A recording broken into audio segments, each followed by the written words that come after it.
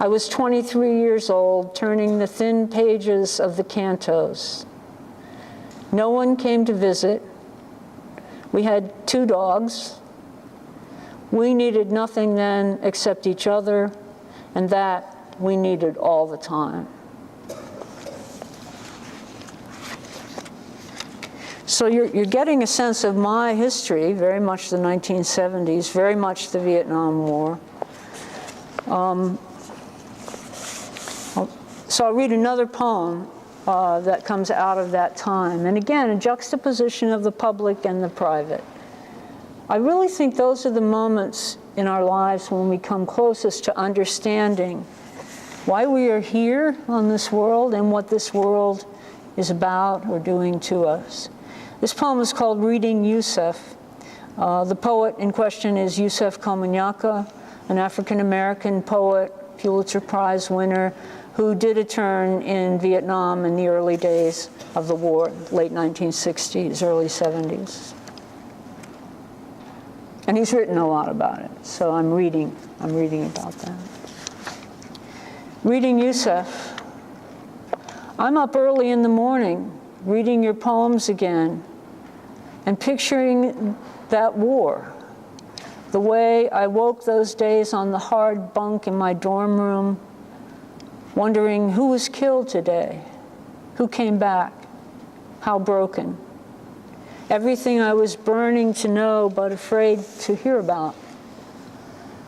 Once we sat together in the apartment with the spiral staircase, descending to the dark room of everything, where you wrote and read and slept. And yes, there was a saxophone somewhere, alive with wine and flash and gunfire, Coltrane above us, or someone just a little bit like Coltrane, just a little bit. And we were facing each other in the room where we could not turn around. Your hands were full of books and papers. Mine were insistently, deliberately not moving at my sides. So much I wanted to know if you could tell me, but I had to leave. Something else to do. It was afternoon then, and me going off into it to meet that tall white boy who was plenty mad at me, since I was already late and lost and half asleep with long remembering. It was as if I could still hear the dinosaurs crossing the once fertile valley of the desert, snuffling and grunting like giant javelinas, or the first low notes of a trombone breaking in through the oldest silence. I know how sometimes we stand between oneself and another, how we can become each other's shadows. I have listened hard for you, like trying to find a whisper in the wind. Now, beneath the constant rant and roar, I hear you still when I'm reading about war, as I was again this morning in your poems.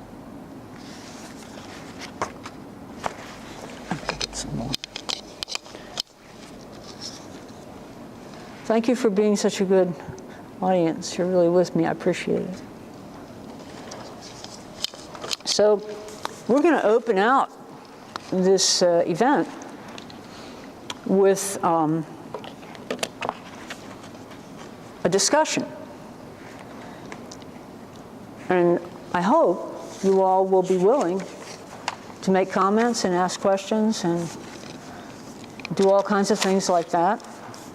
We'll listen to Judith in a moment. But I'm going to read you one more poem and then a quote from one of my favorite books. I'm kind of embarrassed to say this, but this is true. This is wonderful. Because when we have to ask questions in a group, we're kind of like, I don't know, maybe I don't want to ask that, maybe I don't want to ask that. And I remember asking questions in groups and my heart starts pounding and like, what am I going to say? So this is my advice to you about asking questions. And it comes from Winnie the Pooh, who is speaking to Piglet when they're lost and circling a tree, and they keep thinking there are other people following them because their own footprints are going around and around and around. So they're getting scared. So Pooh says to Piglet, if ever there is a tomorrow when we are not together, there is something you must always remember. You are braver than you believe. You are stronger than you seem, and smarter than you think. So with that, I will end with this poem called Dear All, which is addressed to everybody I've ever known, everybody in the world, and hopefully some people you've known, I'm sure. It's the title poem of the book. So, and then I'll quit, and then we'll hear Judith. Dear All, you, whose memory comes to me winter afternoons as the soon-gone sun falls low and thin. You, whom I knew long and well. You I knew but slightly, knew not well, but cared to, had there been place enough and time. You who have come to hate me now. You who are the trees out the window to me, the shallow-rooted I have always loved. I greet you in my unsent letters, in both my random and my steady thoughts. You whom I failed to thank, and you I failed to turn to. You I have tried and tried to speak with and have not been able to cross those seas. You I fought with in the snow, in unsatisfactory shoes, marching up and down, shouting at each other, so hot we were, so cold, the drifts deepening. You I let down, and you I picked up by the highway. You who have made a name for yourself. You who were called away and never came back. You who would not leave. You I worked with as we had never worked before, side by side in the studio with 5 windows glazed by yellow light. You I no longer know, but fear dead, drugs, car wrecks, the several wars, the usual deaths of my generation. And you who have gone the distance, beyond your disappointments, your cancers and their dire cures, my friends, I send you this letter from the landscape of our years together. You must not wonder if I think of you still. I have remained steadfast here. I have remembered you wholly into this day. Thank you very much for listening. Thank you. Thank you.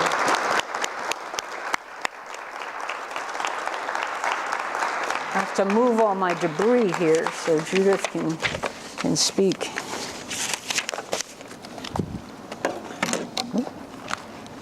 Oh, I had a lot of debris there.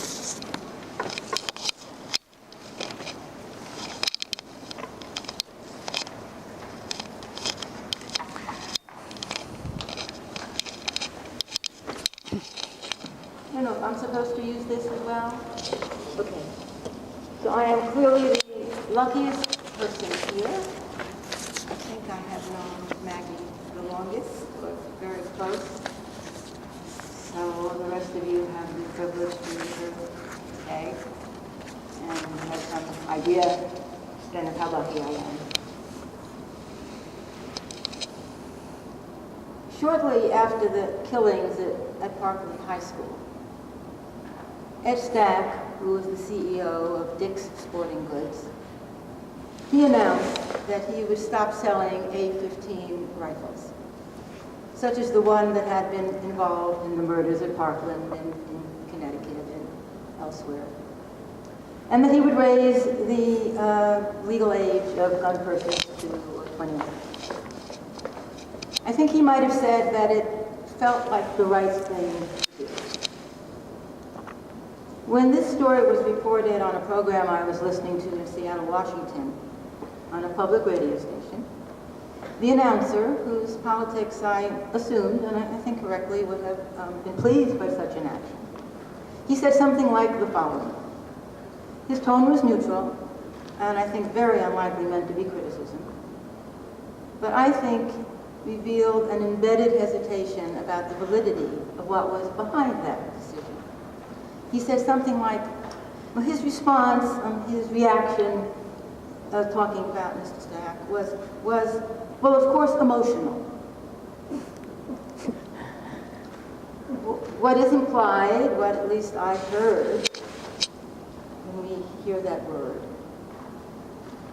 what I heard is to think about what the opposite would be. Rational? Reasonable? We often hear, don't be so emotional. We rarely hear, don't be so rational. What do we mean when we say, don't be so emotional? Now this I think is not fair what I'm going to say, but I'm going to say it. What's more dangerous, do you think? Someone who is over emotional? Or someone who cannot feel emotions, even their own? The second is a sociopath. It's a diagnosable condition. It's our emotions that we need most to learn to connect to. So does that mean that poetry asks us to bypass the rational for something else? For a moment, just because I don't want to scare or upset my also dear friend Sharon Ryan. When I was in college, every other semester I would switch majors from English to philosophy, and then philosophy back to English. If I had stayed another semester, I probably would have graduated in philosophy. I graduated in English. And the first wonderful grade I got in college that I think made me think maybe I could think was an A- in elementary philosophy, in which I was able to prove that I did not have feet. We were studying Barclay. It was a tremendous success. So I do respect the thinking. But I think we read poetry for something else and maybe something deeper. And it's not even poetry that I am as much interested in as individual poems. I think there's something scary about the word poetry, like there's something scary about most abstractions. But poems are something else, especially during crisis. If we turn to Tracy K. Smith, who is our current poet laureate, she talks about compassion. She talks about introspection. She says that poetry lives everywhere, like some of the poems that Carol read first from Elizabeth Alexander. She says that poetry lives everywhere, and it's not a way of knowing as much as it is a way of being. And she also asks, what makes poems happen? I like that question. What makes poems happen? And she describes them as meaty and delightful. And to me, those words have to do with pleasure and with body.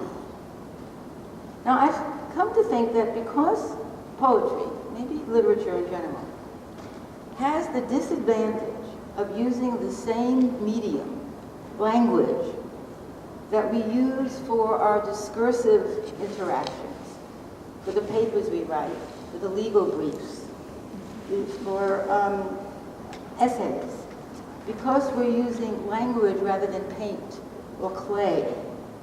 I think it's easier to forget that we don't always have to ask about a poem, and I think this does scare a lot of people.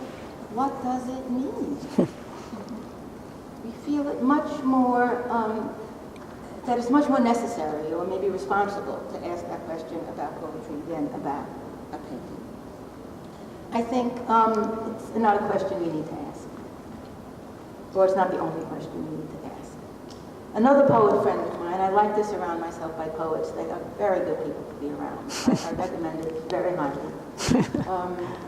But my other friend says that when she talks to her students about poetry, She asks them to enter poems not through meaning, but through language itself. How it sounds, how it looks on the page.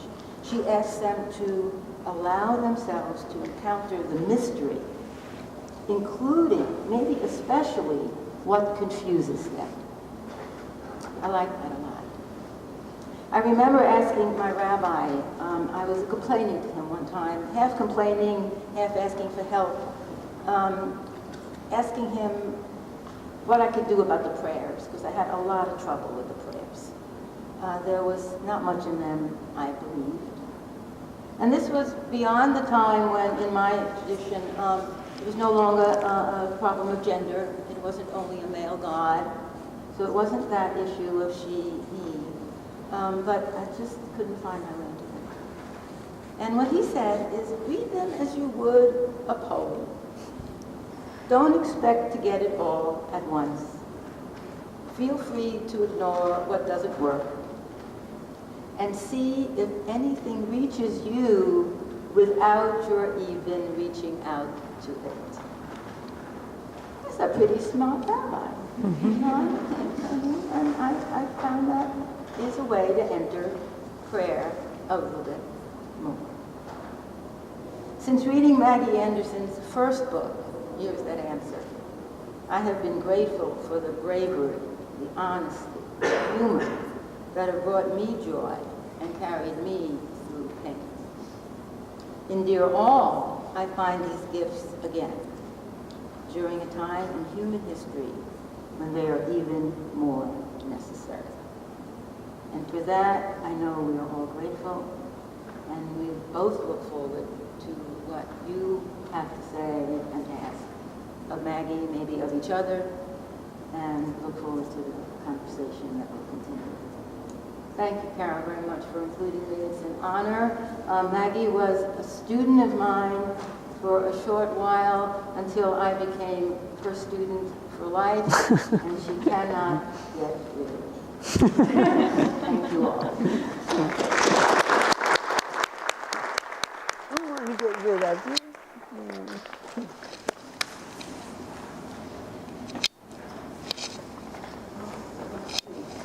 Let's see.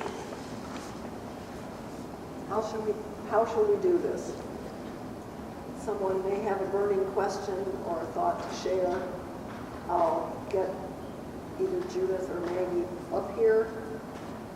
As a matter of fact, why don't I do that first? We have comfy chairs for you up here, and we have microphones too. I'm still wired in here, I think. Yes, you are. If you want to talk, correct me if I'm wrong, Martin. This goes on, and I give it to Judith. If someone in the audience wants to talk, I will bring you the microphone, or you can hand it to the next person. We'll work together on this. So I'm going to turn this on right now. Judith, okay?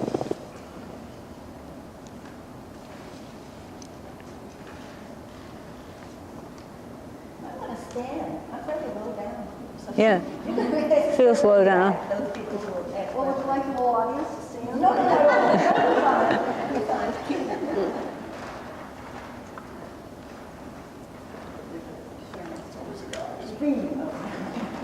Can you see me now? Ms. Anderson, thank you very much for your work and for your reflections. I have a question for you that goes something like this. What are you working on now? Well, that's a good question. I'm working on about 3 different things, one of which is a novel, which I've never done before, but after I retired, one came and visited me and stayed with me for a good while and then left me at the ending. So I've been writing the ending for about 3 years now. Hopefully I'll get that down later. The other thing I've been working on is thinking about voice, as Carol was talking about in Elizabeth Alexander, like who speaks a poem and why and how. And it's come to me very directly in recent weeks because I've been trying to write a poem about something that happens a lot in Kent, Ohio, where there are a lot of trains. And that is, there are usually a couple, mostly young men, who commit suicide by train. during the year. And there were two particular young poets that I knew who did that. And I started thinking about it, like, what brings a person to do that, and how does that happen? And I started reading, doing research. Apparently, it's not that uncommon. A lot of people choose to end their lives by simply lying down on the railroad tracks. So I'm trying to write about this. I'm trying to write in the voice of the poet. I'm trying to write in my own voice. And then the other day, I had this brilliant idea. And that is, I need to write in the voice of the engineer, who can see the boy on the track but can't stop. So that's what I'm working on right now, that particular poem, and hopefully ending my novel at some point. So thank you for the question. Hello, Sharon. I have a question for both of you. So, Yes, the microphone. so I really enjoyed your poems, and I especially enjoyed your commentary between the poems. And one thing you said that I found very interesting was that you said something along the lines of, we're all more complicated than we. You said something along the lines of that we're all more complicated than we'll allow. And so I wanted to follow up with that and try to find out why you think that is, what's holding us back. And I also wanted to know if your work as writers, creative writers in any genre, do you think that is in any way a unique way for people to allow themselves to be more complicated? And do you think being more complicated would be a good thing? So. Do you want to speak first? Sharon, I'll take it. Oh, I guess you can use this one. Oh. So Sharon, I want to make sure I understand what you're saying. Are you asking whether, as writers, we allow ourselves more complication? Yeah, to really, I guess to be more authentic, if we're, so what is it about writing, creative writing in particular, that allows you to be more complicated and see yourself for who you are? I mean, I guess for me, the complication is there to begin with. It's whether we acknowledge it as complication. So I guess if I'm not writing, then I can fool myself into a more simplified response. It's not, so I can think that I'm clearer than I am, and then I don't allow myself to be confused enough to come out the other side, not necessarily clear again, but at ease with the confusion. So the language allows me, I guess, to both discover and then to embrace and then to celebrate the confusion, and then sometimes to get a drink. So all of that goes together. I can hand this to somebody. Oh, did you want me to? I'm so going to sorry. answer. I'm wired in.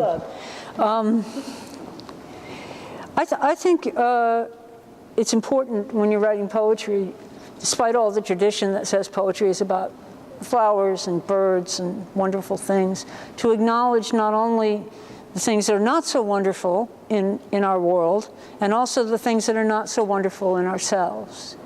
And I think that's the part when I mean to complicate. I could write a poem in which I'm the hero of all my adventures.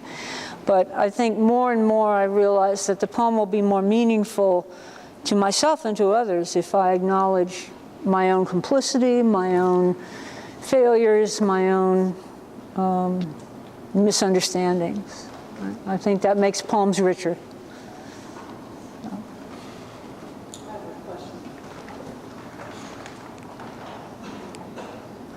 Maggie, it seems like when you begin a poem and you take us through a path and you kind of wind up back where you started again, answering a lot of questions along the way. But I guess my question to you is, how do you know when you're finished with a poem? Oh, that's a tough one. I guess it's kind of a very practical thing. When I realize that I really don't have any more calories to spend on revising this poem, It sort of has to be what it is. And then I send it off. Sometimes I send it to friends for critique. Sometimes I send it out to be published. And if it comes back with people saying, I don't get this, then I'll work on it again. But I think there's a statute of limitations on poems.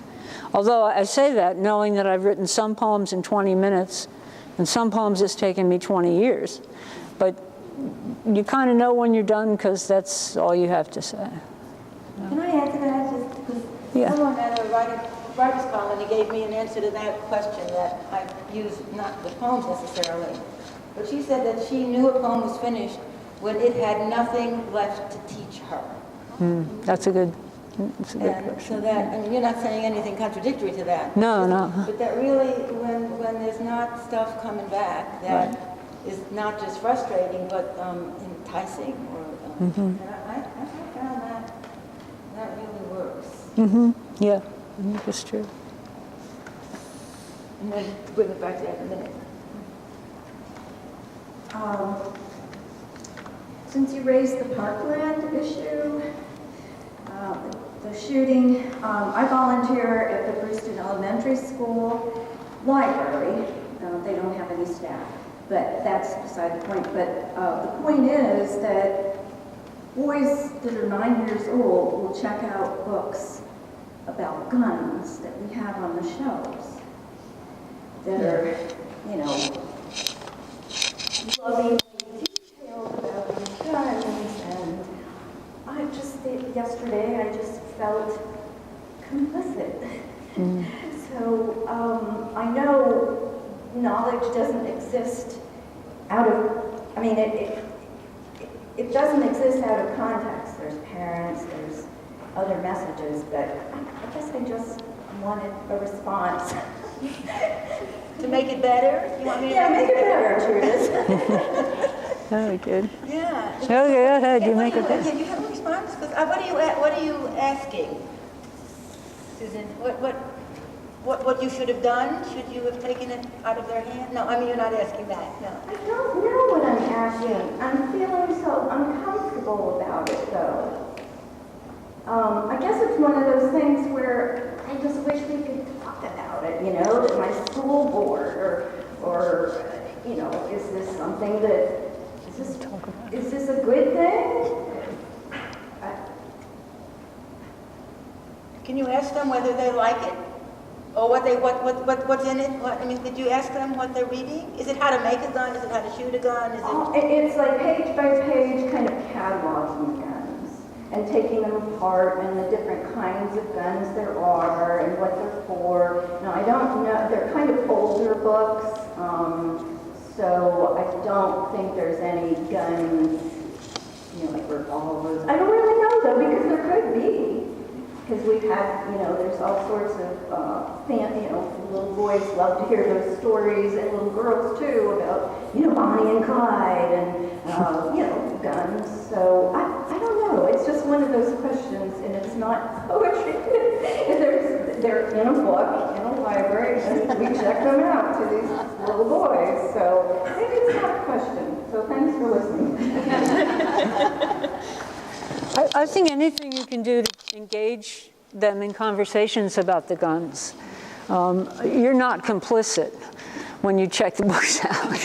Just to let you know that. But I think the more you can talk about it, if the books are brought up, what you were saying about how guns are made and everything, I was fascinated by that with my uncle. That didn't mean I wanted to go shooting. I really didn't.